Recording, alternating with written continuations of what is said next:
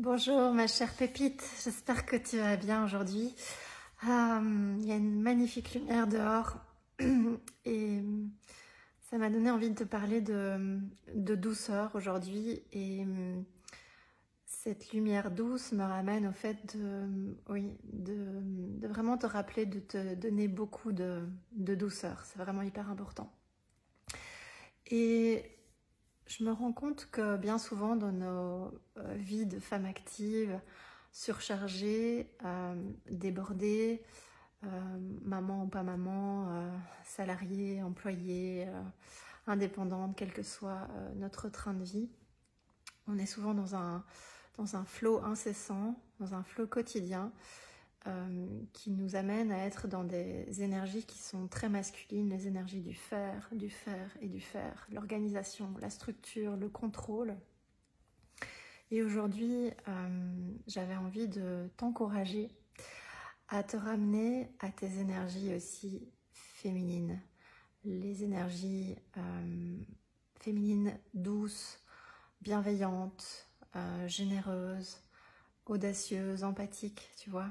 Mais au lieu de toujours faire preuve d'énergie douce et bienveillante envers l'autre, de pouvoir le faire aussi avec toi-même, parce qu'on l'oublie très souvent de le faire avec soi.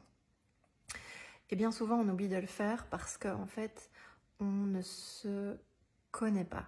Du moins, on ne connaît pas vraiment nos besoins vraiment profonds, ce qui fait qu'on va se sentir bien dans sa vie, sûr de soi, en confiance. Et quand on ne se connaît pas et qu'on n'a pas confiance en soi, on a toujours tendance à remettre la responsabilité dans la main des autres, à réagir, être dans la réactivité vis-à-vis de l'autre. Alors que quand on ressent cette sorte de paix intérieure, parce que c'est vraiment ça, le but c'est de ressentir cette paix intérieure, on peut faire preuve de douceur envers soi-même. On peut se poser calmement, comme je le fais là maintenant avec vous, observer la joie, une lumière magnifique devant moi, des oiseaux, les feuilles de l'automne, ces couleurs particulières, cette douceur, tu vois, c'est cette douceur. Et j'ai vraiment envie qu'on puisse se donner cette douceur dont on a tant besoin dans nos vies compliquées. Du coup, il y a 5 choses qui sont hyper importante à connaître à propos de soi-même pour justement se ramener à cette paix intérieure. Si on prend cette grande respiration, qu'on prend le temps de réfléchir, est-ce que je suis en paix? J'ai mon coach hier qui m'expliquait, imagine, je trouvais ça génial, c'est pour ça que je vous transmets cette métaphore, imagine une mer tumultueuse dans laquelle tu déposerais voilà, quelque chose dont tu as envie par exemple, ou quelque chose qui te fait envie, qui te bloque pour l'instant mais que tu as envie d'atteindre. Dans cette mer tumultueuse, tu vas déposer ça là, ça va être comme une goutte d'eau dans l'océan, personne ne va t'entendre, ça va rien changer. Si tu déposes cette intention sur un lac calme, extrêmement calme, au milieu par exemple des montagnes, et que tu penses tellement fort à cette intention, que cette intention va se répercuter par ondes sur tout le lac. Et là, tu vas te faire entendre. Là, tu vas pouvoir dépasser ce qui te bloque, ressentir à nouveau cette paix intérieure et dépasser tes blocages. Donc ça, c'est une métaphore pour te faire comprendre l'importance au départ de cette paix intérieure avant de vouloir changer quoi que ce soit en toi, avant de vouloir récupérer quoi que ce soit, avant de pouvoir dépasser des blocages. C'est l'importance de ressentir cette paix intérieure. Et pour se sentir en paix à l'intérieur, il y a vraiment 5 choses qui sont très très importantes. Et c'est ça que je voulais t'expliquer aujourd'hui. Ces 5 choses, ce sont celles-ci. La première, ce sont tes valeurs. Je ne parle pas de valeurs sociétales communes à tout le monde, comme la justice, la liberté ou ce genre de choses. Je te parle vraiment de tes valeurs hautes à toi. Est-ce que tu connais tes valeurs hautes? Parce que si tu ne connais pas tes valeurs hautes, c'est comme un petit peu de nouveau naviguer en plein milieu d'une mer, sans aucune boussole, sans capitaine à bord, à l'aveugle. Et donc là, tu mènes ta barque dans ta vie à l'aveugle. Tu vis à l'aveugle de façon passive, sans vraiment savoir qui tu es et sans te connaître vraiment. Ces valeurs hautes, elles sont hyper importantes parce que c'est comme ta boussole intérieure. C'est ce qui va te permettre vraiment de te mouvoir dans ta vie telle que tu l'entends et plus en fonction des autres ou des conditionnements extérieurs. Ça, c'est la première chose importante à connaître à propos de toi. Donc, est-ce qu'aujourd'hui, tu connais tes valeurs hautes? Et si tu ne les connais pas, c'est normal. On n'a pas été conditionné à les connaître. Et les connaître demande un cheminement intérieur. C'est ce que je fais d'ailleurs, une des premières choses que je fais avec mes clientes. La deuxième chose très importante à connaître à propos de toi, ce sont tes besoins, tes propres besoins. Est-ce qu'aujourd'hui tu connais vraiment tes besoins? Parce que si tu ne les connais pas, tu vas toujours remettre la responsabilité dans la main des autres. Moi avant, je ne connaissais pas mes besoins. Je ne savais pas quels étaient mes besoins. Et ça a l'air tout bête dit comme ça. Et du coup, je faisais toujours en fonction des autres, en fonction des besoins des autres et pas en fonction des miens. Et je remettais toujours la responsabilité dans la main des autres de décider de ce qui est bon pour moi puisque je ne savais pas quels étaient mes propres besoins. Ça, c'est un élément hyper important aussi. Troisième chose à connaître à propos de soi, ce sont ses envies. De quoi as-tu envie? De nouveau, pour éviter de laisser la main à l'autre et la responsabilité à l'autre, quelles sont aujourd'hui tes envies par rapport à ta vie, par rapport à ton boulot, par rapport à ton image, par rapport à tes enfants, par rapport à ta famille? Quelles sont tes envies? Si tu ne connais pas tes envies, en fait, c'est comme laisser les rênes de ta vie au premier inconnu que tu vas rencontrer dans la rue, quoi. Tu vois? Ça rejoint aussi les besoins, évidemment. Donc ça, c'est un troisième élément très important. Quatrième chose à connaître de toi, ce sont tes atouts. Tes atouts.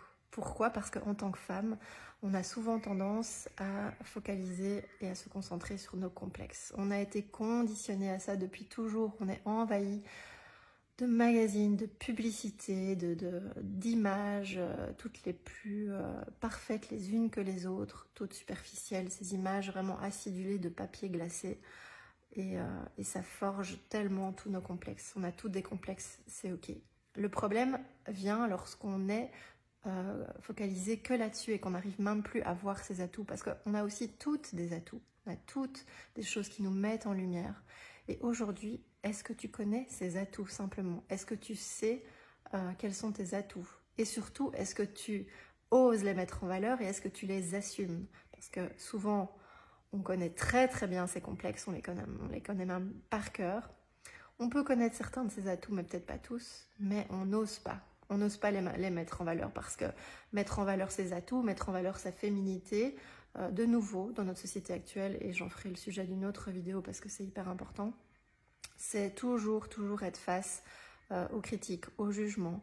Est-ce que je vais être trop féminine? Est-ce que je vais pas être assez féminine? Est-ce que je vais être vulgaire? Est-ce que je vais être séductrice? Est-ce que je vais être séduisante? Est-ce qu'un homme va me juger ou va me critiquer pour ceci ou pour cela? C'est toujours la même histoire, c'est arriver à définir ses atouts pour définir sa propre féminité. Pas la féminité en général, c'est quelle est ta féminité, quelle est la féminité que toi tu as envie d'assumer, que tu as envie d'exprimer aujourd'hui. Et cette semaine, dans mon accompagnement par exemple, il s'est passé vraiment des choses très très intéressantes avec certaines de mes clientes qui se sont rendues compte que c'était pas juste assumer une féminité ou la féminité ou être féminine. C'est pas juste être féminine, c'est assumer ma féminité à moi et comment moi je l'entends, sans que personne ne vienne me juger derrière. Parce que comme je dis souvent, c'est un grand leitmotiv, c'est ta féminité, elle n'a de compte à rendre à personne.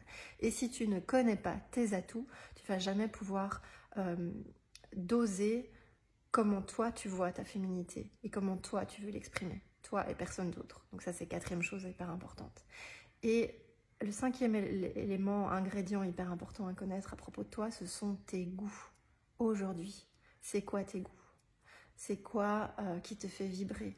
Quels sont les vêtements que tu aimes pour te mettre en valeur? Quelles sont les couleurs que tu aimes? Quelles sont les matières, les coupes que tu aimes? Qu'est-ce qui te fait vibrer? Qu'est-ce qui te donne envie? Quel est ton style de cœur? Le tien, pas celui de quelqu'un d'autre. Le problème encore dans notre société actuelle, c'est qu'on est face à des règles, des codes de la mode, le relooking, les règles de colorimétrie, les règles des 4 saisons, les règles minimalistes, les capsules, les machins, etc. Le minimalisme, enfin, je te passe tous les détails de tout ça. Tout ça, tu peux mettre à la poubelle. Et c'est pas un jugement, c'est juste que moi, ça m'a jamais servi dans ma vie. Parce qu'en fait, Toutes ces règles t'empêchent de vraiment rentrer en contact profondément avec ton cœur, avec ce qui te fait toi vibrer et avec tes propres goûts. Pas ceux de quelqu'un d'autre, pas ceux d'une autre personne qui va te dire « Ah, tu devrais faire ceci ou tu devrais porter cela parce que ceci, parce que cela. » Non, c'est qu'est-ce que toi tu aimes, qu'est-ce qui toi te fait vibrer. Et c'est aussi une chose très importante que je fais avec mes clientes, c'est de les reconnecter vraiment à ce style personnel de cœur. Pas le style de quelqu'un d'autre, pas le style qu'elles voient dans les magazines, mais leur style à elles, leur style de cœur à elles, parce que c'est le fait de se reconnecter à ce style-là qui va leur permettre de créer leur garde-robe pépite, qui la rendra heureuse tous les matins. Tous les matins quand elles vont s'habiller, elles auront envie de se lever. Elles auront envie de se lever pour se mettre en valeur et assumer cette féminité. Et l'importance de ça, c'est de se reconnecter à sa créativité naturelle, parce qu'on est toutes créatives. On l'a oublié, parce que nos conditionnements nous font penser qu'on n'est pas créatif, qu'on a besoin de règles extérieures. Nos pensées nous font croire qu'on n'est pas créatif, qu'on n'est pas capable. Oui. Et du coup, on oublie qu'on est toutes créatives. Et c'est en allant rechercher cette créativité naturelle, et c'est possible concrètement avec des outils, c'est ce que je fais de nouveau dans mon accompagnement avec mes clientes, c'est en se reconnectant à cette créativité naturelle que tu vas pouvoir forger tes goûts, ton style de cœur, aiguiser ton sens esthétique, ton sens du goût, ton œil, cet œil de lynx qui est là et qui ne demande qu'à s'exprimer, tu vois.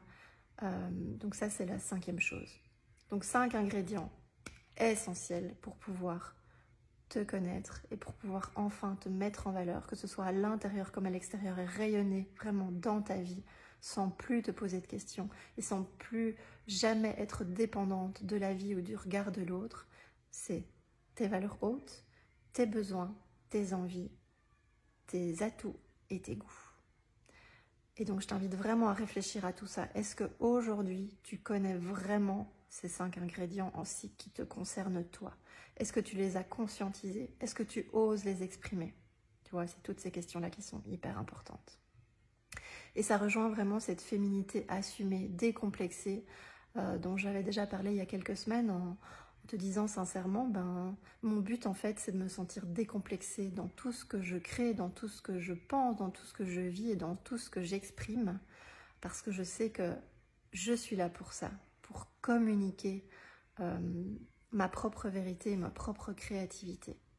Aujourd'hui, est-ce que toi, tu te permets ceci? Est-ce que tu te sens libre d'exprimer tout ça? Et surtout, est-ce que tu as conscience de tout ça à ton propos? Et est-ce que oui, c'est un moteur dans ta vie ou pas? Voilà, je voulais un peu te transmettre tout ça aujourd'hui. Je ferai une prochaine vidéo aussi sur ta féminité. Ça me paraît hyper important parce que je ressens à quel point, en étant en contact avec les femmes que j'accompagne, que beaucoup n'osent pas exprimer leur propre féminité parce qu'elles ne la connaissent pas et parce qu'elles n'ont pas suffisamment confiance en elles que pour l'exprimer. Je te dis à très bientôt dans une prochaine vidéo. Ciao!